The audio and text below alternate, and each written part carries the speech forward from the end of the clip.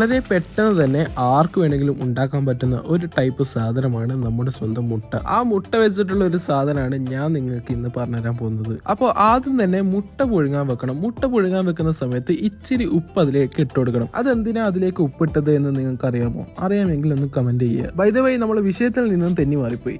അപ്പോൾ മുട്ട പുഴുങ്ങിയ ശേഷം അതിനെ തോലൊക്കെ കളഞ്ഞിട്ട് ഇതേപോലെ വരഞ്ഞിട്ടിട്ട് വേണം മാറ്റി വെക്കാൻ. അങ്ങനെ മുട്ടന്റെ വരയൊക്കെ ഇട്ടതിന് ശേഷം അതങ്ങ് മാറ്റി വെക്കുക.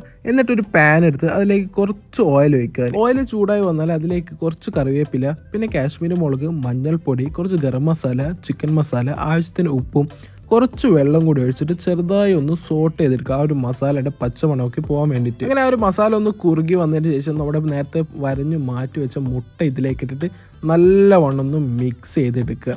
ഇത്രയേ ഉള്ളൂ പരിപാടി. അതിൻ്റെ മുകളിൽ ആവശ്യമുണ്ടെങ്കിൽ കുറച്ച് മല്ലിച്ചപ്പും കൂടി ഇട്ട് കഴിഞ്ഞാൽ നമ്മുടെ സംഭവം റെഡി. നോമ്പായതുകൊണ്ട് ഇത് ഉണ്ടാക്കിയ പാട് തിന്നാനും പറ്റില്ല. ബാങ്ക് കൊടുക്കുന്നവരെ കാത്തു വെക്കണം.